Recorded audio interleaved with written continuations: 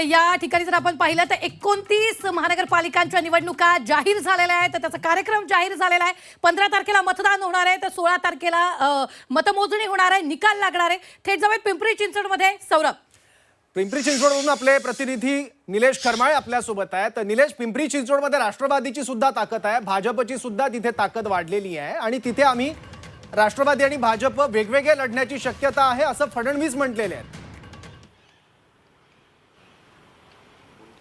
सौरभ, खरं तर ग्राउंड जर बघितलं तर काही वर्षांपासून पिंपरी चिंचवडमध्ये राष्ट्रवादी अजित पवार यांचं वर्चस्व होतं. मात्र ज्या पद्धतीने आमदार निवडून आलेले त्या आमदारांमध्ये भाजपचे आमदार जास्त आहेत. त्यामुळं साहजिकच आहे तिथली आता परिस्थिती जी आहे ती आता भाजपच्या कोठ्यात गेल्याचं आपल्याला पाहायला मिळतात. त्यामुळे तिथं आता राष्ट्रवादीने पूर्ण ताकद लावलेली आहे आणि तिथली जर संख्या बघितली तर तिथं 128 सदस्य आहेत आणि 31 प्रभाग आहेत आणि त्यामुळे त्या ठिकाणी आता राष्ट्रवादी विरुद्ध भाजप असा थेट लढत आपल्याला पाहायला मिळणार आहे.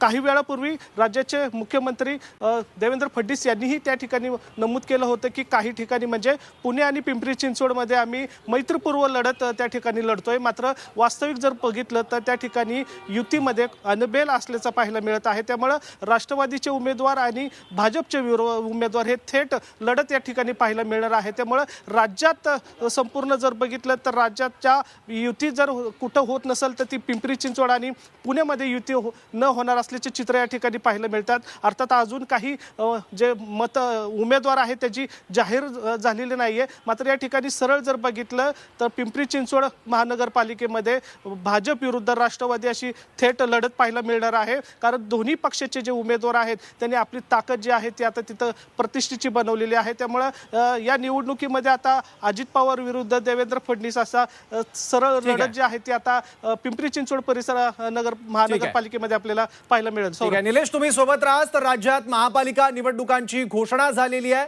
नाशिकमध्ये सुद्धा महापालिका निवडणुकांचे वारे आता वाहायला सुरुवात होईल. 122 जागांसाठी नाशिक महापालिकेची निवडणूक होणार आहे. निश्चितच या संदर्भात ताजे अपडेट देण्यासाठी आपल्या सोबत जोडले गेलेले आहेत आपले प्रतिनिधी योगेश खरे. योगेश, 122 जागांसाठी निवडणुका जाहीर झालेल्या आहेत. नाशिक महानगरपालिकेमध्ये कुणाचं पारडं जड, काय वाटतंय? एकूणच नाशिक महापालिकेमध्ये यापूर्वी भाजपची सत्ता होती. 66 म्हणजे 122 पैकी 66 म्हणजे सर्वात जास्त हे नाशिकच्या इतिहासामध्ये एवढे नगरसेवक भाजपला मिळाले होते आणि यावेळी सुद्धा यापेक्षाही अधिक म्हणजे 100चं लक्ष भाजपने या ठिकाणी ठेवलेलं आहे. त्यामुळे आता जी परिस्थिती आहे ती भाजप आणि शिंदे सेना या दोघांमध्ये प्रामुख्यानं चुरस रंगलेली आपल्याला या ठिकाणी पाहायला मिळणार आहे. महायुती झाली तर हे दोघं एकत्रित लढतील आणि नंतर महायुतीमध्ये आणि विरुद्ध एकूण परिस्थिती बघितली तर राष्ट्रवादी NCP या ठिकाणी आपल्याला पाहायला मिळेल. अजित पवार राष्ट्रवादी यामध्ये ती आपल्याला लढत पाहायला मिळेल. मात्र एकूणच सध्या तरी दोघंही पक्षांनी भाजप आणि शिंदे सेनेने या ठिकाणी गेल्या 6 महिन्यापासून पूर्ण तयारी केलेली आहे. स्वतंत्र लढण्यासाठीचे सर्व प्रभागांमध्ये उमेदवार हे या ठिकाणी तयार केले गेलेले आहेत. उमेदवारांच्या मुलाखती सुद्धा सुरू झाल्या आहेत. त्यामुळे आता नाशिक महापालिकेचा येणारा नाशिक महापालिका आणि येणारा कुंभमेळा या दृष्टिकोनातून ही महापालिका प्रतिष्ठेची ठरलेली आहे. भाजपसाठी सर्वात जास्त प्रतिष्ठेची आहे कारण कुंभमेळा नाशिकमध्ये सुद्धा होतोय आणि त्यानंतर त्र्यंबकेश्वर नगरीमध्ये होतोय. अगदी काही सेकंदांसाठी तुम्हाला थांबवतो योगेश, कारण एक आपल्याकडे मोठी बातमी येते. सौरभ, कोणत्याही क्षणी ठाकरे बंधूंच्या युतीची घोषणा, निवडणूक कार्यक्रम जाहीर झालाय, निवडणुका जाहीर झाल्या आणि त्यानंतर आता तितक्याच वेगानं राजकीय घडामोडी सुद्धा घडायला सुरुवात झालेली आहे. ठाकरे बंधूंच्या युतीची अधिकृत घोषणा काही वेळातच होण्याची शक्यता आहे.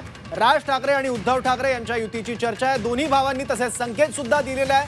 राज्यात 29 महापालिकांच्या निवडणुकांची घोषणाही झालेली आहे. विशेषतः मुंबईसाठी दोन्ही ठाकरे बंधूंच्या युतीची घोषणा होण्याची शक्यता आहे. निश्चितच येत्या 3 दिवसात युतीची घोषणा होण्याची शक्यता वर्तवली जाते. निवडणुका जाहीर, ठाकरे युतीची घोषणा कधीही होऊ शकते. भेटीगाठी वाढलेल्या आहेत, बैठका देखील वाढलेल्या आहेत. एकूणच राज ठाकरे उद्धव ठाकरे युतीची घोषणा करणार या संदर्भात ताजे अपडेट देत आहेत आपले प्रतिनिधी कृष्णात. अगदी काही येत्या 3 दिवसात आता ठाकरे बंधू युतीची घोषणा करण्याची शक्यता वर्तवली जाते. रुबिना, जवळपास 5 जुलैपासून ज्या ठिकाणी मराठीच्या मुद्द्यावरून ठाकरे बंधू एकत्र आले होते त्या मुद्द्यानंतर अनेक राजकीय गाठीभेटी ह्या दोन्ही ठाकरे बंधूंच्या मध्ये झालेल्या आहेत. दोन्ही ठाकरेंच्या दुसऱ्या फळीतले नेते असू देत किंवा कार्यकर्ते असू देत, ग्राउंड लेवलला काम करणारे, त्यांच्या देखील मनोमिलनाचं काम सध्या झालेलं आहे. त्यामुळं अनौपचारिक युती झाली असली तरी युतीची औपचारिक घोषणा अद्याप बाकी आहे आणि येत्या 2-3 दिवसांमध्ये ही घोषणा होऊ शकते. तत्पूर्वी काँग्रेसची देखील या संदर्भात बोलणी होऊ शकतात. कारण उद्धव ठाकरे असू देत किंवा संजय राऊत यांनी म्हटलं गेलं होतं की आम्ही वरिष्ठ नेते काँग्रेसच्या दिल्लीतल्या नेत्यांशी बोलू आणि काँग्रेसला महाविकास आघाडी आणि मनसेला देखील महाविकास आघाडीमध्ये असे दोन्ही पक्ष एकत्र असतील तर मुंबई महापालिका जिंकणं अवघड होणार नाही, अशा प्रकारचं वारंवार मत हे ठाकरे गटाकडून केलं जात आहे. परंतु काँग्रेस या संदर्भात अद्याप त्यांनी स्थानिक नेत्यांनी जरी सोबळाची भाषा बोलली असली तरी वरच्या दिल्लीतल्या नेत्यांनी मात्र अद्याप चुप्पी चाललेली आहे. त्या संदर्भात त्यांचं मत विचारात घेतलं जाईल. परंतु कुठल्याही परिस्थितीमध्ये ठाकरे बंधू एकत्र लढण्यावर शिक्कामोर्तब झालेला आहे आणि त्याचबरोबर राष्ट्रवादी काँग्रेस शरद पवार यांचा गट देखील त्यांच्यासोबत असणार असल्याचं सांगितलं गेलेलं आहे. त्यामुळं काँग्रेसला बाजूला कदाचित जर काँग्रेस सोबत येणार नसतील तर काँग्रेसला बाजूला ठेवून दोन्ही ठाकरे बंधू हे मुंबई महापालिका निवडणुकीसाठी सामोरे जाऊ शकतात आणि त्या संदर्भातली जे औपचारिक घोषणा आहे, युतीची घोषणा आहे, ती कदाचित होऊ शकते. कारण मागच्या निवडणुकामध्ये 2017मध्ये ठाकरे गटाच्या या 82 जागा या स्वतःच्या जीवावर 84 जागा नगरसेवक हे स्वतःच्या चिन्हावर निवडून आले होते. तर त्यानंतर मनसेचे हे 7 नगरसेवक निवडून आले होते. परंतु मधल्या काळात अनेक पक्ष फुटी झालेली पाहायल्यामध्ये अनेक नगरसेवक इकडून तिकडे गेलेलं पाहायला मिळतात. त्यामुळे ठाकरे गटाला मोठा धक्का बसला आणि एकंदरीतच ठाकरे ब्रँड जर टिकवायचा असेल तर दोन्ही ठाकरे बंधू एकत्र येण्याशिवाय पर्याय नाही, अशा प्रकारची एक चर्चा सुरू झाली आणि दोन्ही ठाकरे बंधू एकत्र आले आणि मुंबई महापालिकेच्या दृष्टीनं हे ठाकरे बंधू एकत्र आलेले आहेत आणि महिनाभरात ह्या मुंबई महापालिकेवर ठाकरे बंधूंचा खास करून झेंडा फडकतो की भाजप आणि महायुतीचा झेंडा फडकतो हे देखील पाहणे गरजेचं आहे. त्यामुळे मुंबई महापालिकेसाठी नेमकी कोणामध्ये लढत होणार आहे याचं चित्र आता स्पष्ट होताना दिसत आहे. आता ही घोषणा नेमकी कधी होते अधिकृतपणे ठाकरे बंधूंकडून हे बघावं लागेल. कृष्णात, तुम्ही सोबत राहा. आता आपण थेट जाऊया सोलापूरमध्ये. महानगरपालिका निवडणुकीची घोषणा झाली आहे. सोलापूरमध्ये एकूण 102 जागांसाठी ही महापालिका निवडणूक होते. तिथल्या महापालिका निवडणुकीत कोणाचं पारडं जड आहे ते आपल्याला बघायचं आहे. आपले प्रतिनिधी प्रताप आपल्यासोबत आहेत. प्रताप, सोलापूरमध्ये राजकीय वारं कोणत्या दिशेनं वाहत आहे?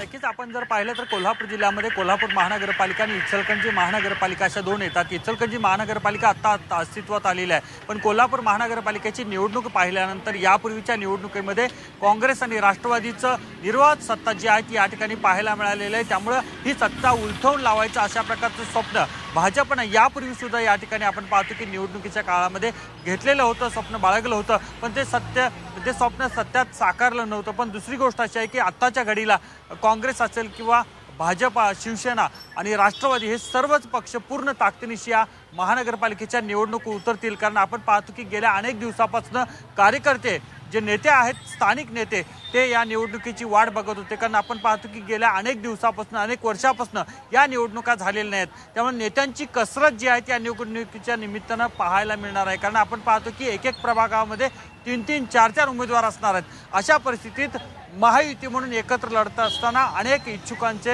या ठिकाणी स्पर्धा लागणार आहे. त्यामुळं महायुतीचे नेते म्हणून एकत्र येण्याचा प्रयत्न त्यांचा असेल, पण कार्यकर्ते काय करतात, स्थानिक नेते काय करतात हे पाहणं महत्त्वाचं असणार आहे. पण एकूणच आपण पाहतो की कोल्हापूर महानगरपालिका असेल किंवा इचलकरंजी महानगरपालिका काबीज करण्याचा पुरेपूर प्रयत्न जो आहे तो या पक्षाच्या वतीनं केला जाईल. कोल्हापूर महानगरपालिकेपुरतं जर बोलायचं झालं तर आज सकाळी धनंजय महाडिक यांनी आम्ही शिवसेनेला सोबत घेऊ, राष्ट्रवादीशी बोलणी सुरू आहे अशा प्रकारचं सूतोवाच केलेलं आहे. म्हणजे याचा अर्थ स्पष्ट आहे की दुसरीकडे एकनाथ शिंदेंना सोबत घ्यायचं, राष्ट्रवादी सोबत आली तर सोबत घ्यायचं अशा प्रकारची भूमिका एकूण भाजपचे दिसते. त्यामुळे स्थानिक आघाड्यांमध्ये कशा प्रकारची एकूण आघाड्या होतात आणि कशा प्रकारे ते निवडणुकीला सामोरं जातात हे पाहणं महत्त्वाचं असणार आहे. आपण पाहतोय सोलापूरमध्ये जवळपास 102 जागांसाठी निवडणूक होणार आहे. नेमकं आता कुणाचं पारडं जड असणार हे पाहणं तितकंच महत्वाचं आहे.